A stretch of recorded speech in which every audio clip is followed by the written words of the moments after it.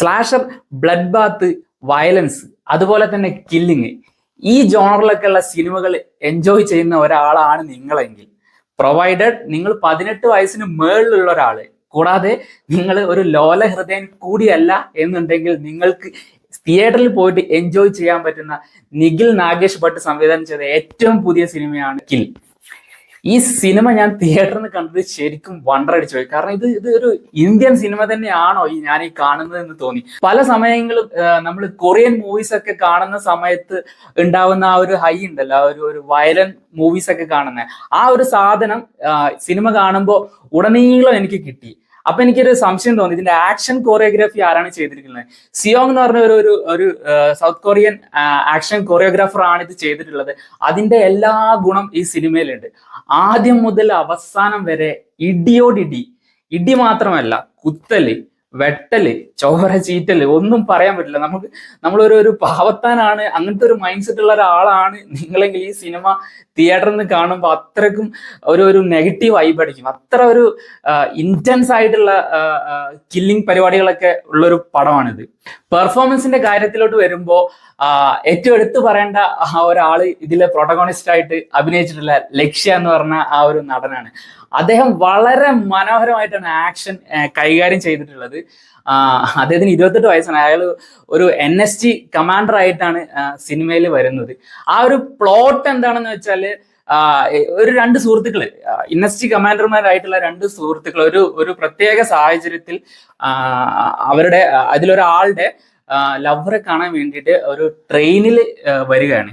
ആ ട്രെയിനിൽ ഒരു കൊള്ളസംഘം കയറുന്നു. ആ കൊള്ളസംഘവും അതുപോലെ തന്നെ ഈ NSG കമാൻഡോസും തമ്മിൽ വരുന്ന ആ ഒരു സീക്വൻസുകളാണ് സിനിമയിൽ ഉടനീളം നിലനിൽക്കുന്നത്.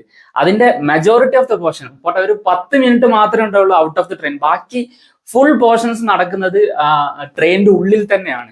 ആ ട്രെയിനിന്റെ ഉള്ളിൽ തന്നെ ആണെന്നുണ്ടെങ്കിൽ കൂടി അതിൽ ഒരു സമയത്ത് പോലെ നമുക്ക് ലാഗ് അടിപ്പിക്കുന്ന രീതിയിലുള്ള ഒരു കഥയുടെ മുന്നോട്ട് പോക്കല്ല ഇതിൽ വന്നിട്ടുള്ളത്. നമ്മൾ അത്ര എൻഗേജിങ് ആയിട്ട് ഇരുത്തുന്ന രീതിയിലുള്ള ഒരു മേക്കിംഗ് തന്നെയാണ് സിനിമയിൽ വന്നിട്ടുള്ളത്. നമ്മളെ വണ്ടർ അടുപ്പിക്കുന്ന തരത്തിലുള്ള കുറെ ക്യാമറ മൂവ്മെന്റ്സും സിനിമയിലുണ്ട്. ഈ ഓടുന്ന ട്രെയിനിന്റെ ഉള്ളിലെ കാര്യങ്ങൾ പുറത്ത് നിന്ന് സ്റ്റാറ്റിക് ആയിട്ട് കാണുന്നത്, അതുപോലെ തന്നെ നമ്മൾ എതിർദിശയിൽ സഞ്ചരിക്കുമ്പോൾ കാണുന്ന രീതിയിൽ എല്ലാം വളരെ ഫ്രഷ് ആയിട്ടുള്ള കുറെ ഫ്രെയിംസും കാര്യങ്ങളും സിനിമയിലുണ്ട്.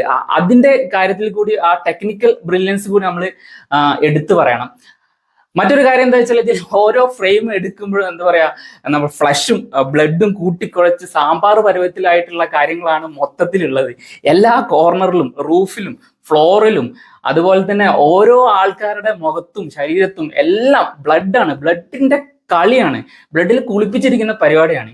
നമ്മൾ ഇന്ത്യൻ സിനിമാ പ്രേക്ഷകർക്ക് കണ്ട് പരിചയമില്ലാത്ത രീതിയിലുള്ള കില്ലിങ്ങും കാര്യങ്ങളാണ്. ആ കില്ലിങ്ങിലോട്ട് എത്തുന്നത് മെജോറിറ്റി ഓഫ് ദ ഒരു കില്ലിങ് എലമെന്റ്സ് ഒക്കെ വരുന്നത് സെക്കൻഡ് ഹാഫിലാണ്. ആ സെക്കൻഡ് ഹാഫിൽ നമ്മുടെ നായകനൊരു ബീസ്റ്റ് മോഡ് ആക്ടിവേറ്റഡ് ആയി കിട്ടാനുണ്ട്.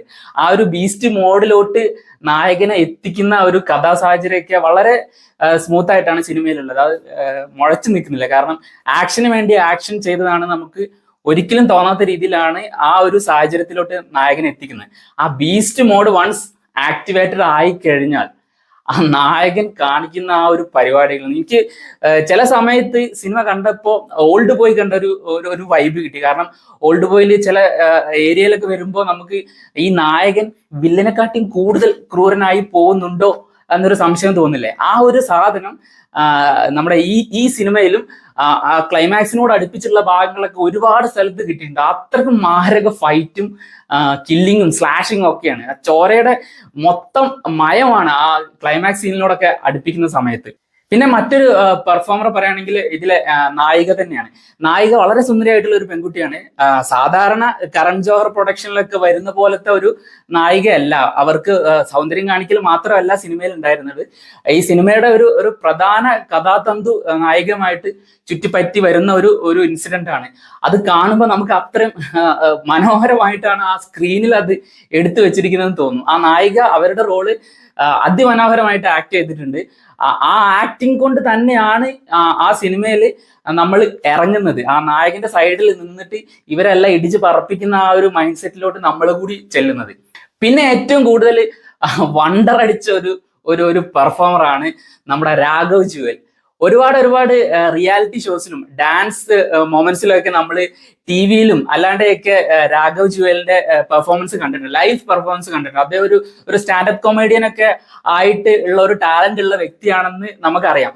പക്ഷെ ഈ സിനിമയിൽ വരുന്ന സമയത്ത് ആന്റി ഹീറോ ആയിട്ട് എന്റെ പൊന്നോ അത് കലക്കനായിട്ട് ചെയ്തിട്ടുണ്ട്. അത്രയ്ക്കും നമുക്ക് ആ സ്ക്രീനിന്റെ ഉള്ളിൽ കയറി ചെന്ന് ഇവനൊന്ന് പൊട്ടിച്ചലെന്ന് വരെ തോന്നുന്ന തരത്തിലുള്ള ഒരു പ്രകടനമാണ് രാഘവ് ജുവലിന്റെ അടുത്ത് വന്നിട്ടുള്ളത്. ആ ക്ലൈമാക്സിനോടൊക്കെ അടുപ്പിക്കുന്ന സമയത്ത് ഈ നായകനും അതുപോലെ തന്നെ നമ്മുടെ രാഘവ് ജുവലും തമ്മിൽ വരുന്ന ആ ഒരു ഫൈറ്റ് സീക്വൻസിൽ നമുക്ക് കിട്ടുന്ന ആ ഒരു സാറ്റിസ്ഫാക്ഷൻ, ആ ഒരു റിലീഫ്, അത് മൊത്തത്തിൽ ആ സിനിമയുടെ വിജയമാണെന്നാണ് ഞാൻ മനസ്സിലാക്കുന്നത്. ഇങ്ങനത്തെ സിനിമകൾ എൻജോയ് ചെയ്യുന്ന ആളാണ് നിങ്ങളെങ്കിൽ ഒരിക്കലും നിങ്ങൾ കൊടുക്കുന്ന ടിക്കറ്റിന്റെ പൈസ നിങ്ങൾക്ക് നഷ്ടമാവില്ല. മസ്റ്റ് ആയിട്ട് തിയേറ്ററിൽ തന്നെ എൻജോയ് ചെയ്യാൻ പറ്റിയ ഒരു പടം തന്നെയാണ് കിൽ. നിങ്ങൾ കില്ല് കണ്ടിട്ടുണ്ടെങ്കിൽ നിങ്ങളുടെ അഭിപ്രായം താഴെ കമന്റ് ബോക്സിൽ പറയുക. അതുപോലെ തന്നെ ഞാൻ ചെയ്യുന്ന ഇതുപോലത്തെ വീഡിയോകൾ നിങ്ങൾക്ക് ഇഷ്ടമാകുന്നുണ്ടെങ്കിൽ ലൈക്ക് ചെയ്യുക, പിന്നെ സബ്സ്ക്രൈബ് ചെയ്യുന്ന കാര്യം കൂടി പരിഗണിക്കാം. അപ്പൊ ഓക്കെ, ബൈ.